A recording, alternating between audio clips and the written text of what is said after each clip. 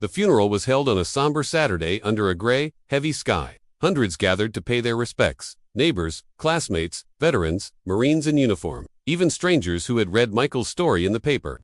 Emily sat in the front row, holding tightly to Grace and Chloe. A Marine officer placed a folded flag into her trembling hands. As the rifles cracked in a 21-gun salute, Emily's tears fell silently, and Chloe buried her face against her mother's side. What struck Emily most was not the ceremony itself, but the immense crowd that had come to honor her son. Veterans with weathered faces stood alongside young soldiers, shopkeepers, and teachers from town. Michael's sacrifice was no longer just a family's private grief, it belonged to the community. Their sorrow, once hers alone, was now shared by all of Fairview. A local journalist later wrote about the funeral, penning the line, "The Peterson family carries the weight of freedom on their shoulders. Their son's courage reflects the very heart of America."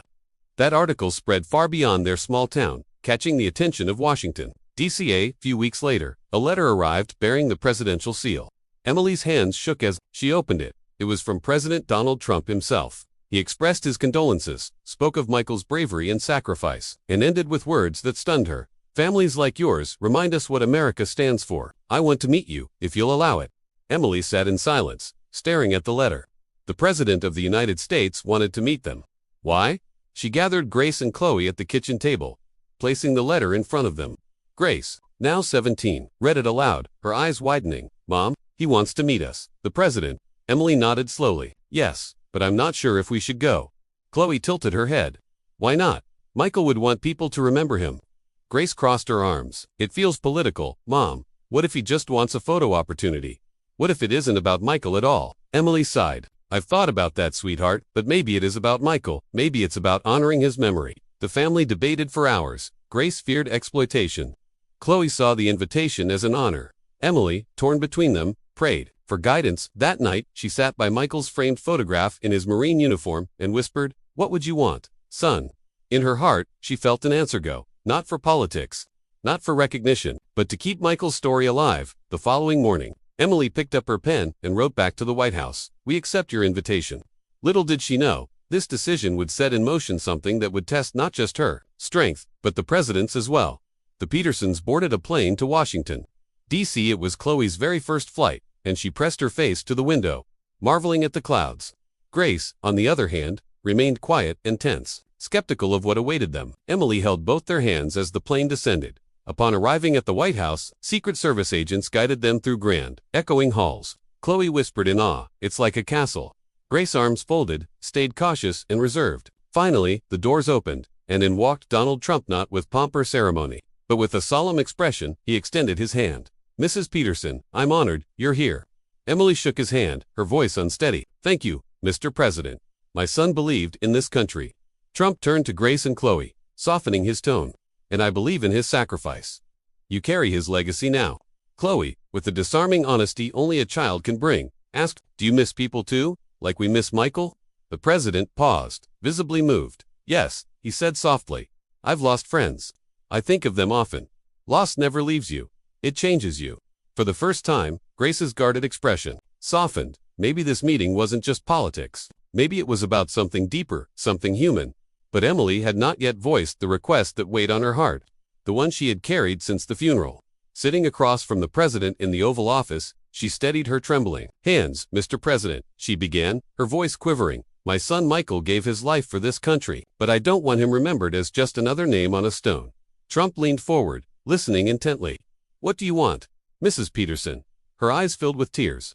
"I want his story told not just for him, but for all the families who quietly carry this kind of sacrifice. I don't want pity. I want a promise that no Marine's family will ever feel forgotten." The room fell into a heavy silence. Grace, who had been quiet until then, suddenly spoke up. Her voice trembled but held firm. "Mr. President, do you know what it's like to tell your little sister her brother's never coming home? Everyone calls him a hero, but what good are words when the house feels empty? Heroes don't come back." Emily reached to comfort her, but Trump raised a hand gently. "Let her speak." Grace's eyes locked on his. "If you really care, don't just write speeches. Show us. Show every Gold Star family that you see them." Trump swallowed hard. For the first time, Emily saw something rare, vulnerability in his eyes. He stood and paced slowly. "I've met many families like yours," he said quietly. "Each time, I wonder if I've done enough. I can't bring Michael back, but I can promise you this, his story won't be forgotten." Emily whispered, her voice breaking. Promises are easy. Action is harder. Trump nodded. Then action it will be. He reached for the photograph of Michael, Emily, carried in her purse. We will create something Listina place, where his story, and others like his, will live on. Chloe piped up softly, like a book. Trump smiled gently. Bigger than a book, Emily leaned forward. Then build something that makes America remember, not just the names, but the lives behind them. That request left even the president silent. Her words lingered in the Oval Office like an echo that refused to fade. The air grew heavy, and even the president, a man known for always having something to say, remained uncharacteristically silent. For once, he didn't respond with quick assurances or polished words. He simply sat back, absorbing the raw honesty of her request. Trump finally nodded slowly, his voice softer than before. That is, a heavy ask, but it's the right one. Later, that night, long after the Petersons had returned to their hotel, Trump gathered his closest advisors. The conversation in the Oval Office replayed in his mind, and the look in Emily's tear-filled eyes haunted him. We need to do something, he said firmly. Not another statue, not just another monument. Something that breathes, something families can feel has to come from them, the ones who live with this loss every single day. His advisors suggested national days of remembrance, expanded scholarships, public memorials, but Trump shook his head. No, it can't just be another program on paper. It has to be alive. It has to carry their stories. Meanwhile, in their hotel room, Emily sat on the edge of the bed, staring at Michael's photograph. Grace curled up beside her, skeptical but contemplative. Do you really think he'll follow through, Mom? She asked quietly, but Emily took a deep breath. I saw something in his eyes today. For once, I believe he will. Chloe, who had been drawing in a notebook, looked up and whispered, maybe Michael's story will help other families too. She hugged her mother tightly, and Emily felt a spark of hope flicker inside her grief-stricken heart. 2 weeks later, the Petersons received another unexpected call. They were invited back to Washington. The press was buzzing with speculation, though no one knew the reason. Standing behind a podium in front of a packed room, President Trump cleared his throat and began. Today, I stand with the Peterson family, and with every Gold Star family across America. Their sacrifices are not just history, they are a living legacy. And so, inspired by this family's courage, we will build something new. A National Gold Star Family Center. A place of healing, remembrance, and honor. Gasps filled the room. Cameras clicked furiously. Emily's hands trembled as she grasped Grace and Chloe's hands. Trump then turned toward them, his voice steady. This was not my idea. It was theirs. It was born from their son's sacrifice, and it will carry the stories of every hero this nation has lost. Emily broke down in tears, her sobs mixing with a strange new feeling of pride. For the first time since Michael's death, she felt her grief transform into something larger than pain. Grace, who had carried so much skepticism, finally felt a weight lift from her chest. Pride replaced some of her bitterness. Chloe clung to her mother, whispering, Michael did this. News of the announcement spread like wildfire across the nation. Newspapers, television stations, and online outlets covered it. Veterans praised it. Families reached out in droves. Letters began pouring in from parents, siblings, and spouses of fallen heroes. One letter in particular struck Emily. It read, Thank you, Peterson family. You gave us a voice we thought we had lost. Grace read the letters aloud each evening, slowly realizing her brother's story was no longer just about him. It was lighting a path for others drowning in silence. Chloe began taping her colorful drawings of Michael dressed as a superhero on the hotel walls. In her own way, she was keeping her brother alive through her art. Of course, there were critics too. Some claimed Trump's announcement was political theater, just another way to win public favor. Grace bristled when she read those comments, anger simmering inside her. But Emily reminded her gently, the only thing that matters is that families like ours are finally being heard. For the first time since Michael's death, Emily felt her pain carry meaning.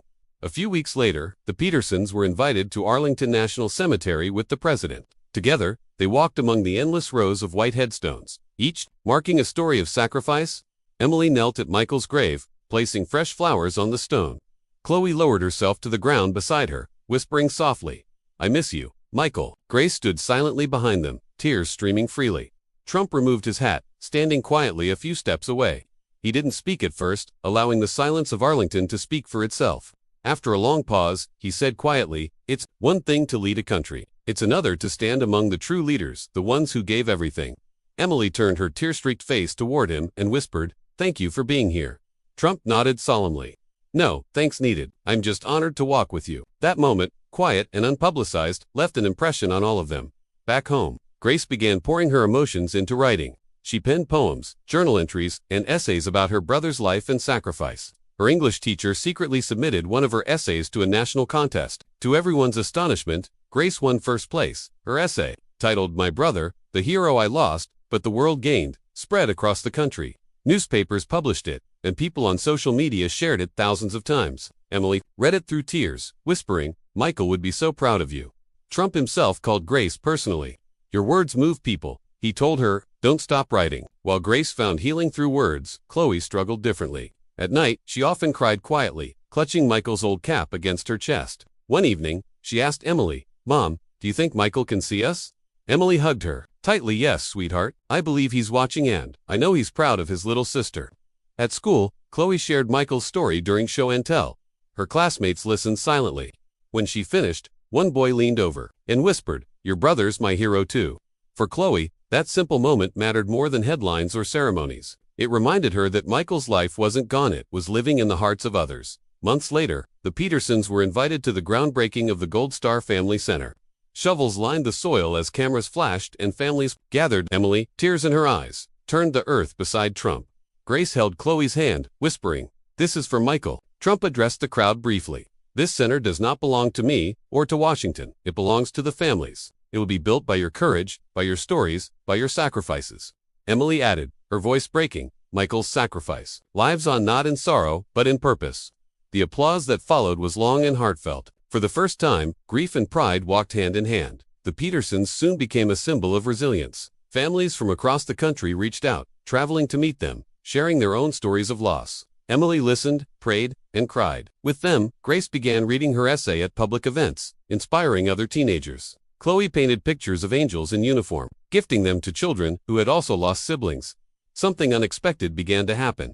In helping others heal, the Petersons' own wounds began to close. One mother told Emily, "You gave me hope when I thought I had none." In that moment, Emily realized Michael's legacy wasn't just his, and it belonged to every family who had sacrificed for the nation. One evening, long after the ceremonies and cameras had faded, President Trump made an unannounced visit to the Petersons' home. There were no reporters, no speeches, no flashing lights. He simply sat at the Petersons' kitchen table with Emily.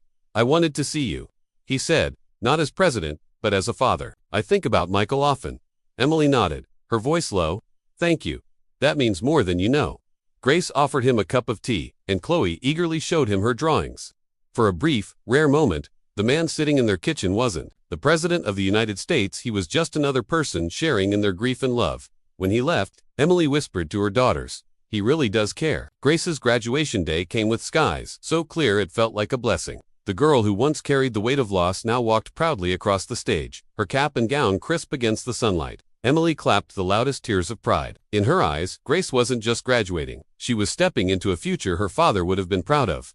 Beside her, Chloe's path was equally bright. Driven by her father's sacrifice and her own determination, she pursued medicine with a specific goal: to serve as a military doctor. "If Dad gave his life protecting soldiers, I'll dedicate mine to saving them," she had told Emily one evening, her voice steady with conviction. Her dream gave Emily hope that even pain could be transformed into purpose. Meanwhile, the president's promise turned into reality. After years of careful planning, the National Center for Fallen Heroes was completed, a place of quiet strength and reflection. Inside its walls were not only names etched in stone, but also stories, letters, and personal belongings of the fallen. Families could come and see more than a list of sacrifices. They could see lives lived, dreams cherished, and love left behind. On opening day, Emily walked through the halls slowly, her fingers brushing over the exhibits. There was a section honoring Chloe's father, his story told through photos and handwritten notes. Standing there, Emily felt the pain of loss, but also the warmth of remembrance. This place ensured none of them would be forgotten. Years later, Emily sat on a bench outside the center, watching families walk in and out. Grace had become a teacher, inspiring young minds with courage and resilience. Chloe was in uniform now, serving as a doctor, fulfilling her dream. Emily smiled, her heart lighter than it had been in years. She whispered softly to herself, "Their stories live on. Their sacrifices weren't in vain." The sun dipped low, casting golden light across the memorial walls. For Emily, it was no longer just about remembering loss, it was about celebrating the lives that shaped the future. And in that moment, she finally felt peace.